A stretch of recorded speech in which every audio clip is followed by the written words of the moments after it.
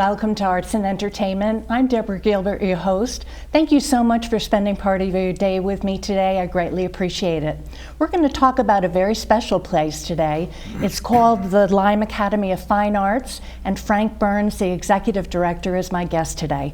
And Frank, thank you so much for being here. Thank you, Deborah. It's a pleasure to have the opportunity to come and kind of share with you what's happening at Lyme Academy. Wonderful, and I'm thrilled to have you and have the viewers learn more about it. I appreciate the opportunity to kind of tell our story.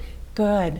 Why don't we first start, because I know the viewer will be very interested in you. Why don't you tell us about your background and tell us about yourself? I kind of got into the art business kind of by mistake, and I'll kind of get that. But I'm originally from the Boston area. I went to Babson College. Graduated from there and then got involved with the hospitality business. I spent a lot of time working in restaurants and hotels and really got familiar with Connecticut back in the late 80s when Lou Tagliatella, the Tagliatella family were building Saybrook Point Inn. Lou had hired me as a consultant to kind of help work them through the opening, and then once it was open, I kind of stayed on and did special projects with the family over the years, and then the youngest son, Stephen, kind of took the business, the hotel part of the business over, and so when he needed a general manager, I kind of filled in there. I was supposed to be a couple of months, but it ended up being 14 months, and then after that, Stephen and I decided that we would start the Connecticut Tourism Coalition. And the coalition represents about 160 trade associations and tourist attractions here in the state of Connecticut, where we basically try to educate legislators about the need to support and invest in the tourism marketing budget here in Connecticut. So with that being said, Stephen also serves as the chairman of the board of trustees at Lyme Academy.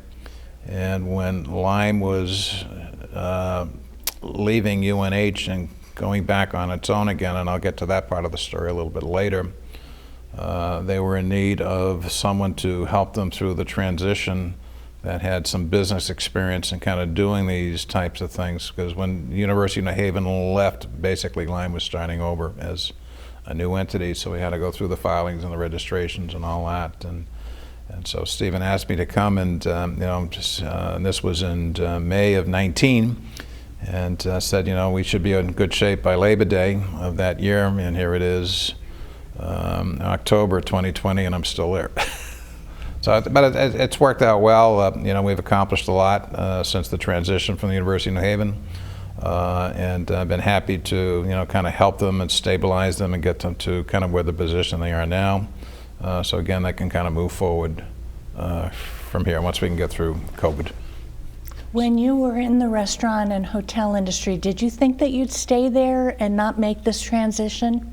Well, it's kind of interesting. When I went to Babson, I majored in accounting and finance and marketing, and I thought I'd end up working for one of the accounting firms or one of the banks, and it didn't really appeal to me, and I ended up going to work for Marriott Corporation when there was only 5 hotels versus the 5,500 they have now, and I spent some time working with them, and then kind of moved on and came to Saratoga, where I currently live, Saratoga Springs, New York, and I opened the Renaissance Hotel back there in '84, and I've been there since. So most of my time has been spent again in the hospitality business. So the art was kind of a new thing for me beginning in July of last year.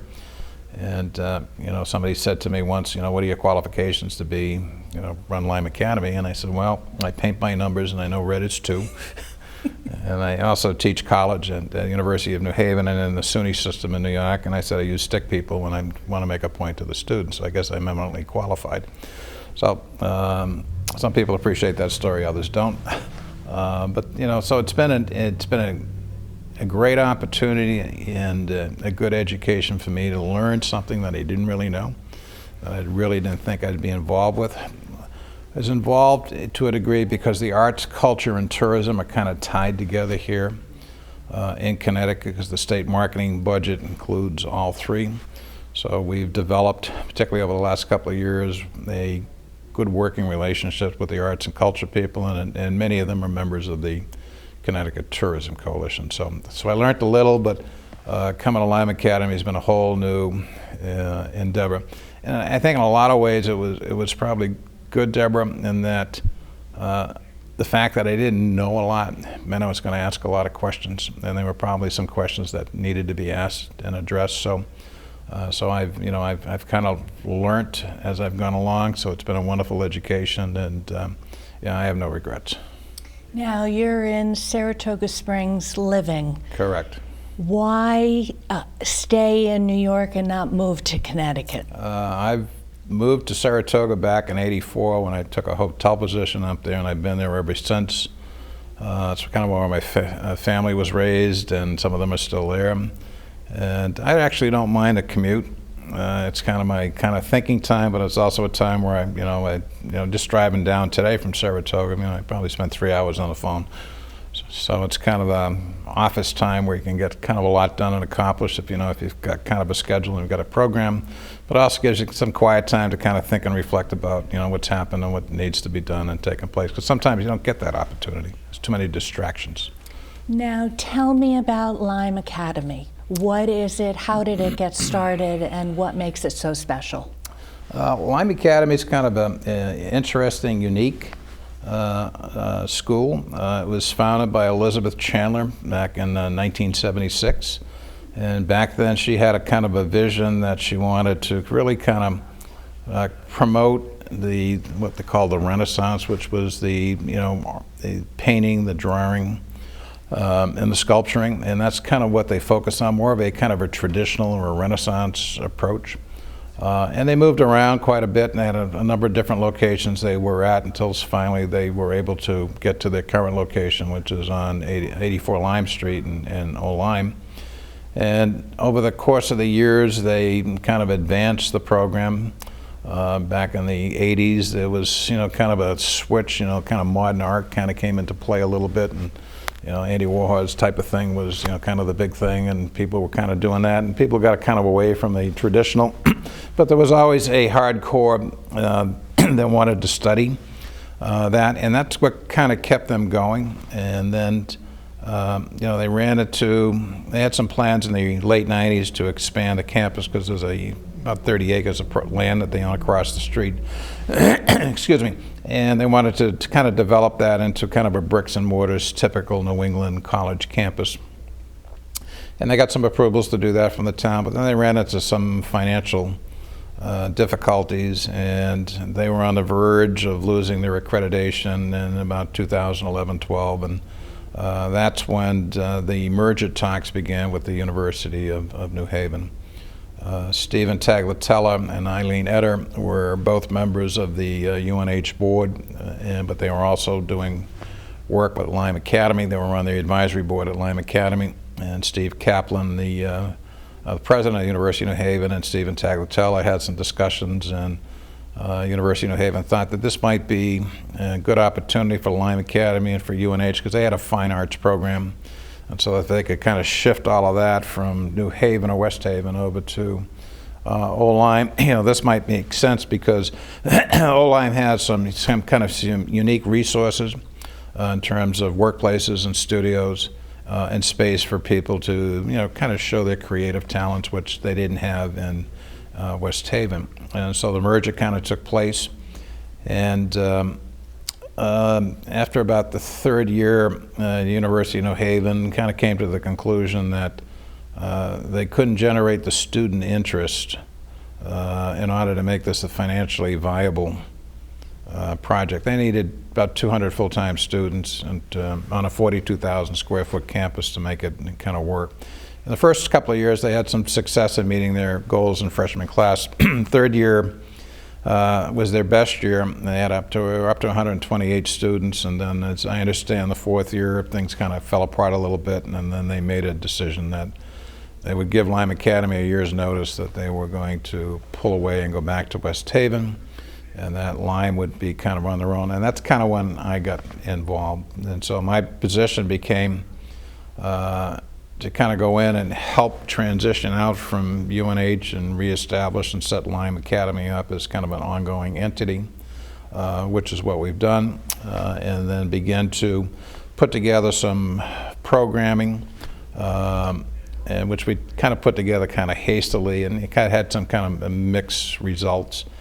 But again, I felt it was also important that right after the transition took place that we began a strategic planning process, because we really needed some sort of direction for a couple of reasons. One, I felt that we needed to let our alumni and know where we were going, what we were going to do. Obviously, the board that was the advisory board to UNH became the fiduciary board for Lyme Academy during the transition, that they needed some guidance and direction. The community involvement had kind of waned a little bit under the UNH days, so it was important to try to get the community back. And it was also important to get the art community kind of re-involved in Lyme Academy. And so we kind of took all of those factors and began the strategic planning process.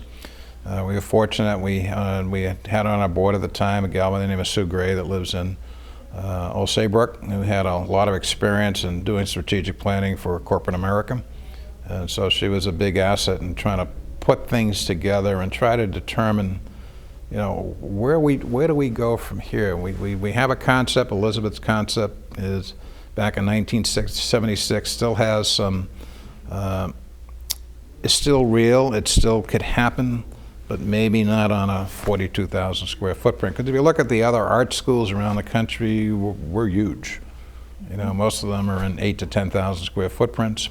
And so we had to find a way to kind of make all of this, maintain the original goal and objective and the vision that Elizabeth had, but also find other ways to kind of lease out or rent or do something with the other space. And that's been kind of part of the ongoing project. And then, as we all know, COVID, we were making pretty good success, and then COVID came in March and kind of put everything on hold.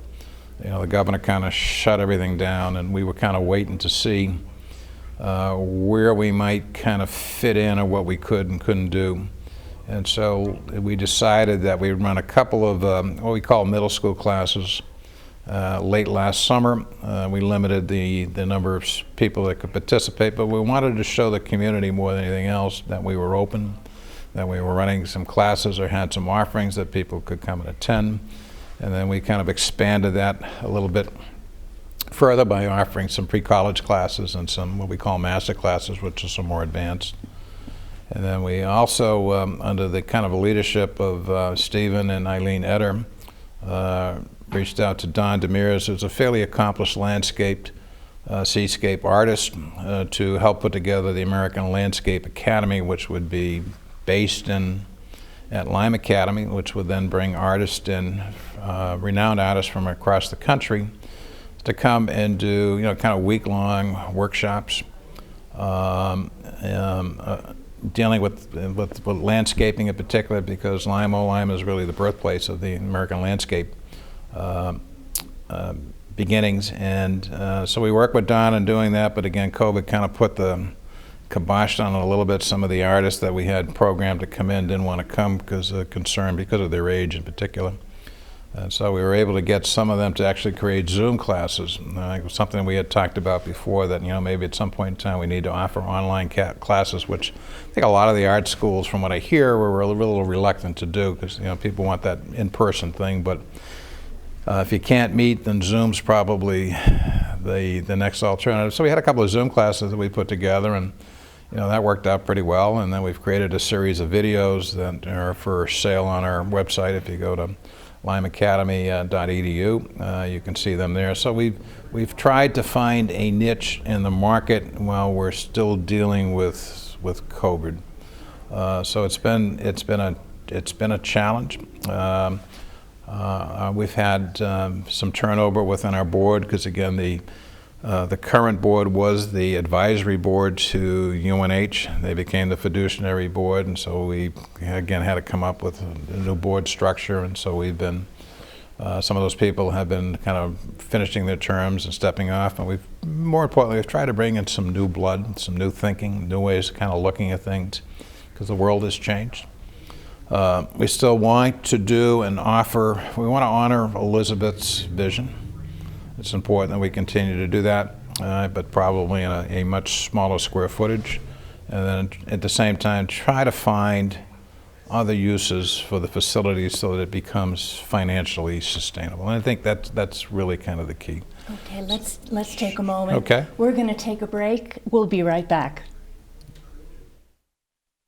Patriotism.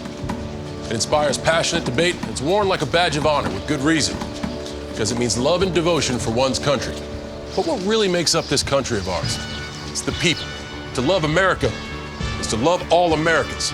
This year, patriotism shouldn't just be about pride of country. It should be about love. Love beyond age, sexuality, disability, race, religion, and other labels. Because love has no labels.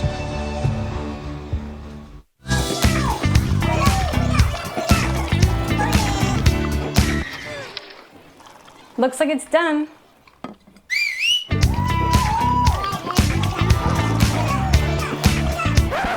Don't let salmonella get funky with your chicken.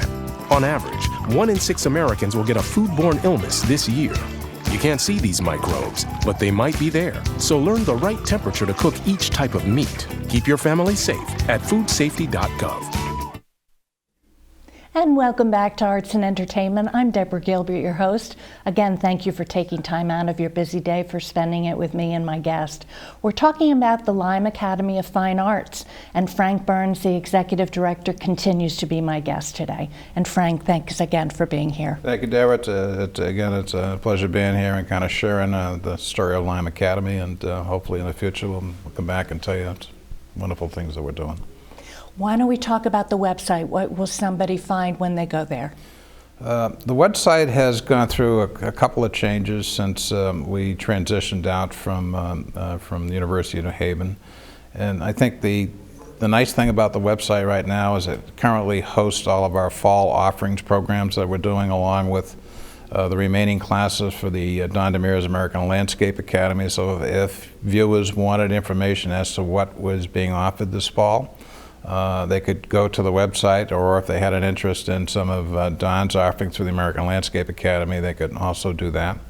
There are opportunities we have a series of videos that were created by the artist that they can go and purchase if they would like to. And again, some of the artists have kind of made the videos part of the prerequisite for taking some of their classes. And then there's also there's a section there that some of the alumni had actually put together some YouTube videos, again, about art and drawing and painting and all that. Again, that viewers could come and kind of view. The website's kind of a living thing. People can go to the website and they can enroll in any of the classes or any of the offerings, as long as they've got a credit card.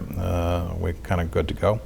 But again, there's a lot of information there. We were constantly kind of updating it and reviewing it and trying to keep it as current as we possibly can. So again, I'd encourage everybody going to lymeacademy.edu and look up the information. It's readily available. It's fairly user-friendly, and hopefully that will answer their questions.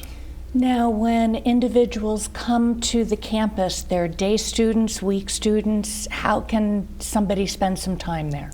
A couple of things. One, we have this a lot. A lot of people will pull in and walk in and say, "What are you? You know, are you a museum? Are you a school?" You know, they're not really sure. And a lot of people are from out of the area, and we're very happy to kind of walk them through and show them the facilities. Most of the programs that we offer, some are day classes or some are workshops that will go a couple of days, or in the case of like with the American Landscape Academy, they're kind of week-long classes that take place. We also did some of those during the summer. Most of the people are local, Deborah. We do have some people that come from outside the area. And again, there's a link on the website that you can kind of go to that will help you with finding lodging accommodations. Gets a little pricey during the summertime because of our location. So a lot of the summer rentals that now might be vacant, that people could rent for a period of time, particularly if they come to the fall, we're experiencing they're not available because a lot of people left the city because of COVID and they're still here and they haven't kind of gone back yet. So, but there are options, and we try to give them a range of options on the lodging site they can go to. We don't want to get involved with booking reservations or anything like that.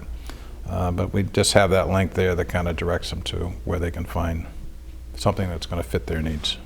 What does the future look like for the Academy? We're a little concerned about the future because, prior to COVID, we all saw this in the news that a lot of the schools, particularly here in New England, were having financial difficulties and were shutting down or being closed or merging or going up for sale or for auction. And that was one of the real concerns when we transitioned out from the University of New Haven. Do we have the wherewithal to kind of make that transition? And we have an endowment. A lot of it is restricted. We are working with our attorneys and the Attorney General's office to see if we can get some of those fundings unrestricted if we need them. Currently, we're in a position right now where we have enough funding to kind of move us forward. And so that's a good position to be in. But again, the board is actively involved in trying to re-engage the strategic planning process that we kind of put on hold because of COVID. We didn't want to come out and make recommendations or kind of create a vision where we really weren't sure where this was going to go, but now we have a little more better feel and insight as to what's going to happen. So I think that the future, in answer to the question, Deborah, is good. It's positive. It's upbeat. I don't see the Academy going away anytime soon. I think the board is truly committed to kind of honoring the vision that Elizabeth Chandler had to have painting and sculpture and drawing, but at the same time we also realize that younger people coming in and they're looking for kind of more digital graphic arts, Adobe training from the corporate people, and I think those are all things that the board is going to have to consider as we move forward. When somebody pulls into the driveway, what are they going to see building-wise, exterior, interior-wise? Well, when they pull into the main campus, they'll see 3 buildings, and there's 2 different parking lots that you can pull into. If you're coming right off of 95, the first building is the Sill House, which is a old historic building that's on the historic registry. That was used originally, that's where Lyme Academy was housed at one point in time. We now kind of use that, UNH used it as kind of office space, and there's a section in there, it's a gallery. So we've kind of cleaned it all out and we're trying to spruce it up a little bit.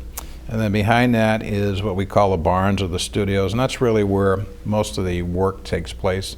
We're very unique, and we have some wonderful facilities that most art schools kind of, when they come to visit, kind of drool over. I wish I had this kind of space, but we have huge workshops and areas, studios. It really kind of makes a difference. So, again, during COVID, we were comfortable in offering programs. We limited the amount of people that could come. We capped everything off at 12, but we were able to, because we have so much space, we could basically put, instead of 6 feet, we could have everybody 12 feet apart and limit the amount of contact that they had. And so that worked out well. But the people that come, particularly from the art world, and see what we have to offer in terms of facilities are only like, wow, I wish I had these. And the third building was the newer building built back in 2004. It's the Chandler building. And that was really the administration building for Lyme and then for the University of New Haven. I mean, there is a classroom in there, there's a cafeteria, there's some what we call senior studios. They're 24 8x8 studios that the students would basically use as their own private art studio to complete whatever it is that they were kind of working on, drawing, sculpturing wise. There is an art gallery in there, the Stillman Gallery. And there also is a digital computer lab in there, again, when they had done some digital training kind of in the past. So it's kind of a unique facility. Again, we have the makings of everything that we need to move forward.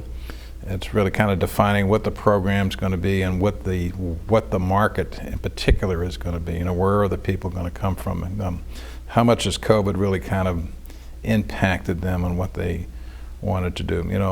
Lyme tends to be an older community, so we think there's an opportunity there for maybe continuing education programs where people can come in if they just want to kind of take an art class for a couple of days or something like that. They can do so. We have open art classes that we do on Wednesdays and Saturdays where anybody can show up, and for $20 they can paint for 3 hours and do their thing, and that's been fairly popular and successful. So again, this is kind of an ongoing process.